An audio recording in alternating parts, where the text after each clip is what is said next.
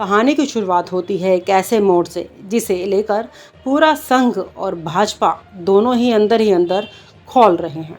17 सितंबर 2025 नरेंद्र मोदी 75 साल के हो जाएंगे। एक उम्र जिसे संघ ने हमेशा संन्यास की सीमा माना है। अटल बिहारी वाजपेयी, लाल कृष्ण आडवाणी, मुरली मनोहर जोशी जैसे दिग्गज उसी मर्यादा में शांत हुए, लेकिन इस बार ना कोई बयान, ना कोई संकेत, उल्टा मोदी सरकार और पार्टी पूरी मजबूती से मैदान में डटी हुई है। मानो संघ की परंपरा कोई कागज नियम हो तो अब डिजिटल इंडिया के दौर में अपडेट नहीं हुआ।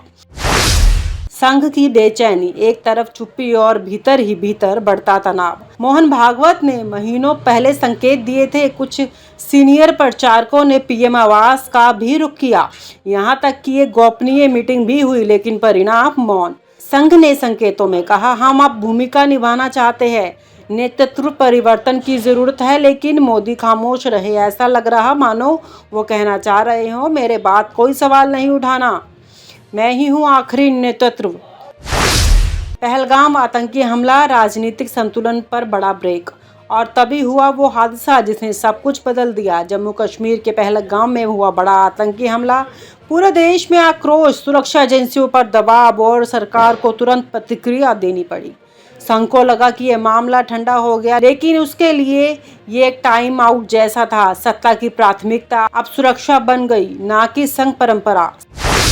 संघ का संघर्ष, बदलाव की कोशिशों और भाजपा का ठंडा रवैया। इस बीच संघ ने अपने स्तर पर कोशिश की, राज्यों में संगठन स्तर पर फेरबदल, प्रचारकों को वापस बुलाना, शाखाओं में विचारधारा बनाम सत्ता पर विशेष चर्चा, लेकिन भाजपा में कोई प्रतिक्रिया नहीं आई। मोदी शाह की जोड़ी पार्टी को जैसे अपनी निजी कंपनी की तरह चला रही थी, ना कोई बोर्ड ऑफ डायरेक्टर्स, ना कोई एजीएम। संघ को लगने लगा हमने जिस पेड़ को सींचा उसी की छाप अब हम पर बंद हो गई है। प्रचारक वापसी का ऐलान, इतिहास में पहली बार संघ ने हाथ खींचे। संघ ने अब एक ऐतिहासिक फैसला लिया, अब भाजपा में कोई प्रचारक नहीं भेजे जाएंगे। नए बैच की नियुक्ति रोक दी गई, पुराने प्रचारकों को कार्यकर्ता बनाकर वापस बुला लिया गया। ये एक चेतावनी नहीं थी, यह एक त्यागपत्र जैसा है। इतिहास में पहली बार हुआ कि संघ ने खुलकर खुद को भाजपा से अलग कर दिया। कौन ले रहा है फैसला, मोहन भागवत या नरेंद्र मोदी? अब सवाल बड़ा है, क्या संघ की विचारधारा भाजपा पर लागू होगी या सिर्फ मोदी की रणनीति चलेगी? मोहन भागवत की स्थिति अब उस बड़े भाई की हो गई है जिसने छोटे भाई को पाला पोसा, लेकिन अब वो छोटा भाई सीईओ बन चुका है और बड़े भाई को एडवाइजरी बोर्ड में भी जगह नहीं दे रहा। इतिहास से तुलना, अटल आडवाणी बनाम मोदी युग। अगर पीछे मुड़कर देखो तो अटल बिहारी वाजपेयी जब पीएम थे तब भी संघ के साथ टकराव हुआ, लेकिन उन्होंने संवाद बंद नहीं किया। 2005 में जब आडवाणी ने जिन्ना को लेकर बयान दिया तो संघ ने तत्काल रिएक्ट किया और आडवाणी को पार्टी अध्यक्ष पद छोड़ना पड़ा। आज ऐसा क्या बदलाव हो गया कि संघ का विरोध सिर्फ हवा में गुम हो जाता है? आंतरिक बहस, भाजपा बनाम संघ कौन सही? भाजपा कहती है अब हम चुनावों से सत्ता में आते हैं, शाखाओं से नहीं। संघ कहता है चुनाव जीतकर विचारधारा नहीं लाई जाती, विचारधारा से राष्ट्र बनता है। यह वही जंग है जो अटल युग में तकरार थी, लेकिन आज टकराव है। कल सिर्फ मतभेद थे, आज मतभेद बन चुके हैं। एक बटा हुआ परिवार, जहां अब कोई भाई किसी की नहीं सुनता। अब यह रिश्ता संघ परिवार नहीं रहा, यह दो संस्थाओं की पावर स्ट्रगल बन चुकी है। मोदी के पास सत्ता है, जन समर्थन है, डिजिटल तंत्र है। संघ के पास विचारधारा है, नैतिक शक्ति है, लेकिन अब सब अप्रासंगिक लगने लगी है। जैसे कोई बड़ा भाई अब सिर्फ दीवार पर टंगी तस्वीर बन गया हो। 2029 की तैयारी, लेकिन किसके नेतृत्व में? आरएसएस अब अपने स्तर पर वैकल्पिक नेतृत्व तलाश सकता है, नए चेहरों को उभार सकता है जो विचारधारा के करीब हों। मोदी 2029 तक तो डटे रहेंगे, लेकिन उनके बाद क्या यह भाजपा संघ से पूरी तरह अलग हो जाएगी या फिर 2026 में ही एक बड़ा संघ विरोध सामने आएगा? जब मोदी ने संघ को ना कह दिया, इतिहास में पहली बार आरएसएस बीजेपी आमने सामने।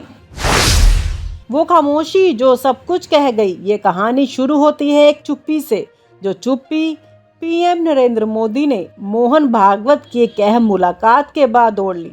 90 मिनट तक चली मुलाकात में भागवत ने 75 की परंपरा, विचारधारा की दिशा और पार्टी संघ संवाद जैसे विषयों पर बात की, परंतु मोदी ने सिर्फ मुस्कुराकर बात सुनी, ना कोई वायदा, ना कोई संकेत। 1 महीना बीत गया और संघ इंतजार करता रह गया। कुछ कहेंगे, कुछ बदलेंगे, लेकिन मोदी जी की चुप्पी ने बता दिया कि अब फैसले अकेले होते हैं। संघ की बेचैनी और पुरानी यादें, यह पहली बार नहीं है जब भाजपा और संघ के बीच मतभेद हुए हों, पर इतिहास गवाह है कि अटल बिहारी वाजपेयी जैसे नेता चाहे संघ से सहमत भी हो, संवाद का दरवाज़ा कभी बंद नहीं करते थे। जब वाजपेयी ने 1998 में पोखरण परीक्षण कराया तो तब भी संघ को विश्वास में लिया गया था, लेकिन मोदी की शैली बिल्कुल अलग है। वह सुनते नहीं, बताते हैं। 75 की परंपरा और उसका अपमान। संघ के लिए 75 की उम्र एक मर्यादा है। आडवाणी, जोशी जैसे नेताओं को इसी नियम के तहत साइडलाइन किया गया था, लेकिन अब मोदी खुद 17 सितंबर 2025 को 75 के होंगे, तो क्या वो भी इस परंपरा का पालन करेंगे? संघ को उम्मीद थी कि मोदी स्वयं घोषणा करेंगे, परंतु मोदी ने ऐसा कोई संकेत नहीं दिया। इससे संघ की भूमिका पर सवाल खड़े हो गए हैं। प्रचारकों का रास्ता बंद। मोहन भागवत की अगुवाई में आरएसएस ने अब ऐतिहासिक फैसला ले लिया है। अब बीजेपी को प्रचारक नहीं दिए जाएंगे। यह सिर्फ प्रशासनिक निर्णय नहीं था, यह संकेत था कि संघ अब सत्ता के खेल से खुद को अलग कर रहा है।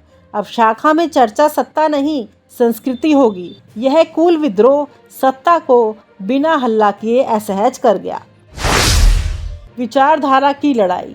संघ हमेशा विचारधारा की राजनीति पर जोर देता है, हिंदुत्व, स्वदेशी, समाजसेवी, समरसता, लेकिन मोदी युग में यह सब चुनावी ब्रांडिंग बन चुका है। प्रचार में हिंदुत्व है, पर नीतियों में कॉर्पोरेट सहयोग।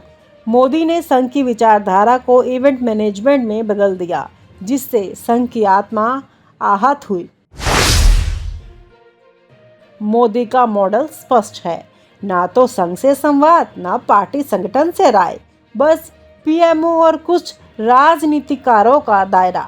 यह बीजेपी को व्यक्ति केंद्रित पार्टी कह रहा है, जबकि संघ हमेशा संगठन आधारित नेतृत्व को मानता रहा है। यही सबसे बड़ा वैचारिक टकराव है। 2024 की सीटें और संघ की चुप्पी। 2024 के चुनावों में भाजपा को बहुमत नहीं मिला, उसे सहयोगियों पर निर्भर होना पड़ा, लेकिन संघ ने ना कोई कैंपेन चलाया, ना जमीनी कार्यकर्ता को प्रेरित किया। यह मौन विरोध था, एक सज्जन विद्रोह। परिणाम सामने है, सीटें घटी, जनाधार कमजोर पड़ा। अटल बनाम मोदी, फर्क साफ है। बीजेपी संघ से मतभेद रखते हैं, पर संवाद कभी नहीं टूटा। मोदी संघ की बात सुनते ही नहीं। अटल जी ने संघ को आइडियोलॉजिकल गुरु माना, मोदी ने उन्हें मूक दर्शक बना दिया। यह फर्क 2025 की राजनीति की दिशा तय करेगा और शायद बीजेपी का भविष्य भी। अब संघ का नया मिशन। संघ अब सत्ता नहीं, समाज पर ध्यान देगा। शिक्षा, धर्मांतरण विरोध, मंदिर प्रबंधक और हिंदुत्व की सांस्कृतिक भारी भाषा पर। वह बीजेपी रहो ना रहो, विचारधारा जिंदा रहे की सोच अपना रहा है। यह भविष्य के लिए एक वैकल्पिक हिंदुत्व का रास्ता बन सकता है। संघ और भाजपा के बीच यह दरार कोई साधारण मतभेद नहीं, बल्कि औपचारिक टकराव है। ये वैसा ही है जैसे 1968 में जब संघ ने जनसंघ से नाराजगी जताई थी, पर इस बार टकराव पीएम स्तर पर है। यह विभाजन बीजेपी की आत्मा को झकझोर देगा। आने वाले वर्षों में यह तय करेगा कि बीजेपी विचारधारा से चलेगी या सिर्फ एक चेहरे से। जब पीएम संघ को अनदेखा करे और संघ सत्ता को नकार दे, तब इतिहास बनता है। यह वही क्षण है। सवाल है, क्या 2029 में बीजेपी वही पार्टी रहेगी जिसे संघ ने जन्म दिया है? और आप हमसे जुड़े रहने के लिए सब्सक्राइब करें YouTube पर, फॉलो करें Twitter पर और लाइक करें Facebook पर। और ज्यादा जानकारी के लिए आपको टाइप करना होगा सिर्फ न्यूज़ नशा।